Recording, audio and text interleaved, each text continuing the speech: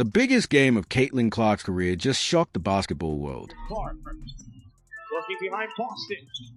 Clark for the lead. Game 2 of the WNBA playoffs.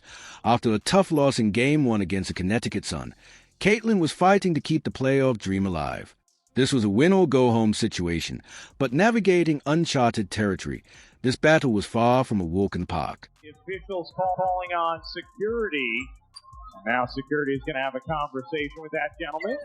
After Indiana's worst combined shooting performance in Game 1, none of the Suns' defenders picked up Caitlin on the first possession, and she wasted no time turning things around. Great passes. No one picks up Clark, who cans the three. Indiana's transition game was on full display, with Clark at the forefront, dictating the pace. She was everywhere on the floor, grabbing rebounds, pushing the ball in transition, and finding her teammates with pinpoint accuracy. Clark dumps it down. Oh, waves it in. But it wasn't just the on-court battle heating up. Midway through the first quarter, Caitlin and DeWanna Bonner exchanged words after the physical play. And Clark wanted a foul, but it's shot clock violation. Now Bonner and Clark get into it, and it's in her landing spot. No foul was called. The tension escalated moments later when Clark got into it with a fan sitting courtside, drawing the officials' attention, and security had to intervene. And she was going back and forth in the front row and pointing it out to the officials. Now the officials calling on security. But she stayed locked in. With her focus regained, Clark continued to orchestrate the Indiana offense masterfully. In this first. Good looks, though. They're getting good looks. Clark connects. Despite Indiana's strong start, the Fever's momentum slowed as Connecticut's defense began to settle in. And then here.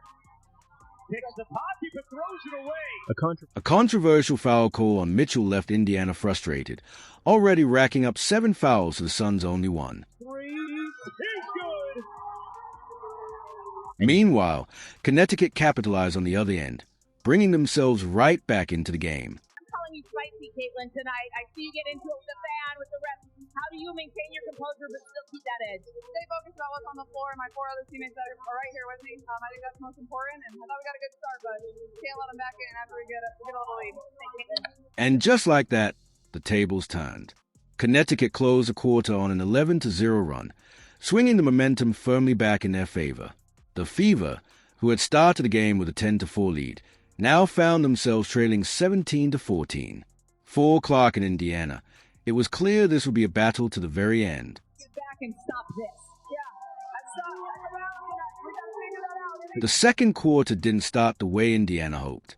With 2 starters still in foul trouble from the first quarter and forced to sit out, Clark tried to create, but Connecticut's defense tightened up inside, allowing the Sun to capitalize and extend their lead to 8. Avery follows it up, and Clark pushes her. That's going to be a second foul, making number 1 on Caitlin Clark. Caitlin wasn't about to let Indiana fade away. She took matters into her own hands, banking in a shot to give Indiana a much-needed boost. However, Indiana struggled to maintain momentum, and not even a minute later, Clark picked up her first foul of the game. Here's Clark through the lane. Clark able to serve. Early in her career, her teammates weren't used to her pinpoint passes, often saying they took a lot of basketballs to the face. Clark's unique passing ability is reminiscent of her favorite NFL quarterback, Patrick Mahomes, with her skill in delivering from different angles. It's that vision that keeps Indiana in the game, but Connecticut responded quickly, with Bonner and Thomas leading the way. Clark lobbing it beautifully to Boston for 2. What a dish from Caitlin Clark in Boston, her first bucket of the night. A clever pass from Bonner to her fiancé allowed the Sun to continue attacking inside. However, Kelsey Mitchell wasn't about to be outdone. She showed off her quick handles, getting around Bonner with a spin and finishing with the left hand.